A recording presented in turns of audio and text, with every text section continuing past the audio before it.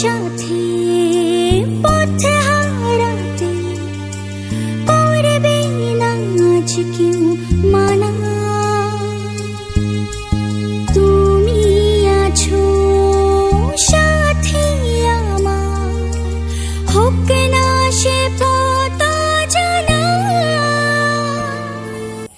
সুপ্রভাত, শুভ সকাল বন্ধুরা, কেমন আছো তোমরা সবাই? আমার আরও একটি ব্লগ ভিডিওতে তোমাদের সকলকে স্বাগত জানাচ্ছি। আর এখন কিন্তু 8টা বাজে, 8টা থেকে 8:30 বাজে। তো একটু আগেই ঘুম থেকে উঠে ব্রাশ ট্রাশ করে চলে এসেছি। আর এখানে চলে আসার কারণ হচ্ছে আমাদের বাগানে নতুন সবজি হয়েছে। চলো তোমাদের দেখাই, মানে গাছ হয়েছিল অনেক দিন ধরে, ফুলও হয়েছিল, একবারে নতুন সবজি হয়েছে, চলো দেখাই।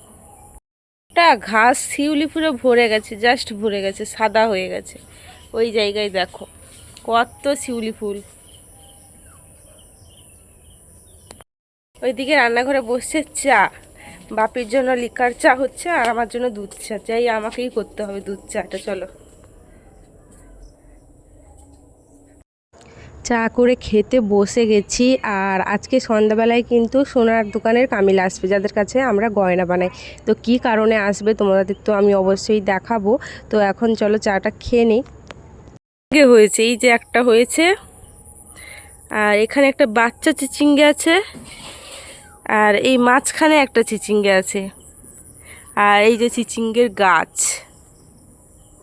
চিচিঙ্গা খেতে আমার খুব ভালো লাগে, নতুন সবজি হয়েছে। এখানে মায়ের যে কুমড়ো ডাঁটা তুলে রেখেছে, আর ঢ্যাঁড়স বেগুন এগুলো তুলে রেখেছে, চচ্চড়ি করবে। কুমড়ো ডাঁটার চচ্চড়ি হবে মাছের তেল দিয়ে। আমাকে বলেছিল আনাজ করার কথা, যেহেতু আমি দোকানে বসবো ওই কারণে আর আনাজটা করলাম না। ভেতরে কত বড় একটা ঝিঙ্গা, না মানে একবারে বুড়ো হয়ে গেছে, এত জঙ্গলে বোঝাই যাচ্ছে না। তো আজকে আছে স্কুল যাব। ঝিঙ্গের গাছটা দেখো জঙ্গল হয়ে গেছে। আজকে ওয়েদারটা কিন্তু সকাল থেকেই মেঘলা। আবার স্কুল যাওয়ার সময় যদি বৃষ্টি হয়, হয় বৃষ্টি হবে নয় রোদ হবে। আমার স্কুল যাওয়ার সময় এটাই হয় বরাবর, দেখি কি হয়। এই যে ঝিঙ্গেটা বুড়ো হয়ে গেছে একদম। তো বন্ধুরা, আমি স্নান টান করে রেডি হয়ে চলে এসেছি, বেরিয়ে পড়েছি। আর জাস্ট মাথাটা বাঁধতে হবে, তো কয়েকটা শর্টস ভিডিও করে নিলাম, ওই কারণে কিন্তু আর মাথা বাঁধিনি। তো এখন আমার খাওয়া বাকি আছে, জল বোতল ভরে নিয়েছি, বাপি সাইকেল বের করে দিয়েছে, আর তেমন কোনো কাজ নেই বলে তাড়াতাড়ি করে কয়েকটা রিলস বানিয়ে নিলাম, গিয়ে খাবো। মা রান্নাবান্না তো সব করে ফেলেছে, চলো গুছিয়ে নিই। সকাল সকাল মা আলু মেখেছে, সব ভাতে ভাতে হয়েছে। আর এখানে কিন্তু ইলিশ মাছের তেঁতুল টক আর সবজি দিয়ে একটা তরকারি করেছে আমার জন্য। কি গরম লাগছে, 10টা বেজে গেছে, লিপস্টিক তুলতে হবে। আমি খেতে চলে এসেছি, মা কিন্তু খেতে বসে গেছে, ভাইও স্কুল যাবে, আমিও যাব। মেঘলা হয়ে এসেছি, যদি বৃষ্টি হয়ে যায় আমার কিছু করার নেই, রেনকোটটা ভরে নিতে হবে মনে করে। টাটা টাটা কর।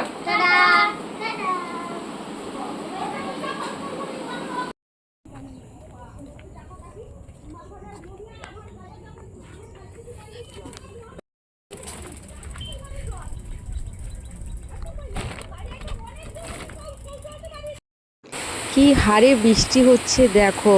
আমার তখন মানে ফাঁকা ক্লাস ছিল, তো আমি দেখি মানে এমনভাবে বৃষ্টি হচ্ছে যে পুরোটা সাদা হয়ে গেছে, জাস্ট এদিক থেকে ওদিক আর দেখতে পাচ্ছি না। তো বাড়ি এসে জিজ্ঞেস করলাম যে আমাদের বাড়ির দিকে বৃষ্টি হয়েছে কিনা, তো মা বললো একদমই বৃষ্টি হয়নি, শুধু এই স্কুলের কাছেই নাকি প্রচুর বৃষ্টি হয়েছে।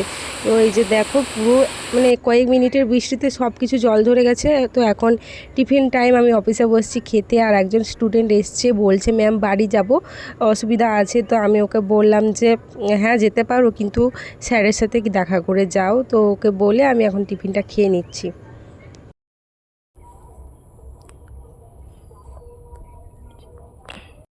তো এখানে বোনের মাথা বাঁধা চলছে, আর আমি এসে বসে পড়লাম। এইটুকু চুল, ওদের যে মাথা বাঁধার কী নেশা ভগবানই জানে। 3জন পৌঁছে যায়, আমাকে মাথা বেঁধে দাও, আমাকে মাথা বেঁধে দাও। আর এখানে বসতে বসতে একটা বিষয় নিয়ে এতটাই হাসি পাচ্ছিল, বড় বোনের বিষয় নিয়ে, ওর কীভাবে জিভ পুড়ে গেল, তো সেই কথাই সবাই হেসে উঠছি। তো চলো মাথা বাঁধাও হয়ে গেছে। আর এই যে আমাদের বাড়ির কাঁঠাল গাছে কাঁঠাল পাড়া হচ্ছে। একটা কাঁঠাল তো পাড়া হয়েছিল ঠিক টাইমে, মানে জানি না নষ্ট হয়ে গেছে পচে, জানি না এই কাঁঠালটা কি হবে। তো এখন পাড়া হচ্ছে। সাইজ দেখ, বেকার হয় তুমি। ঘুমিয়ে গেছিলাম, বোন এসে পেয়ারা দিল, যে লাল পেয়ারা, ভেতরে লাল। তারপরে আমার বাড়িতে তো একটা গাছ আছে, কিন্তু জোঁকের ভয়ে তুলতে যেতে পারি না, তো ওদের বাড়িতে লাল পেয়ারা গাছ, আমার জন্য একটা নিয়ে এসছে, একটা না দুটো নিয়ে এসছে। আর এগুলো এত মিষ্টি, এত জুসি,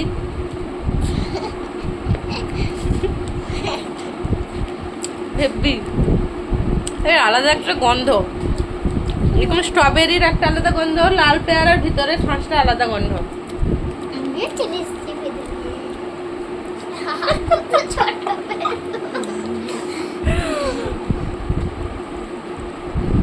আমরা এখানে ঘরোয়া ভাষায় পেয়ারাকে বলি পেদুল,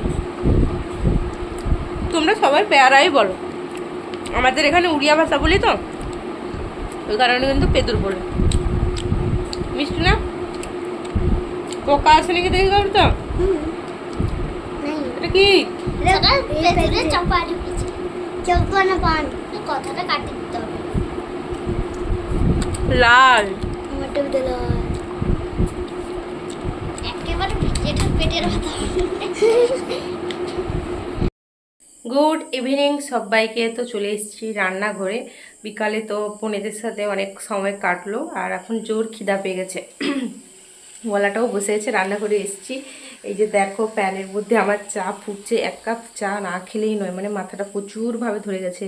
প্র্যাকটিক্যাল লেখাও আমার বাকি, জানি না আমার কি হবে। তো এখন বর্তমান চাটা খেয়ে নেই, চলো। সকাল হোক বা সন্ধ্যা, কি বলো, যারা দুধ চা খাও তারা তো জানবেই যে দুধ চায়ের কি এডিকশান, দুধ চায়ের যে নেশা, মারাত্মক নেশা।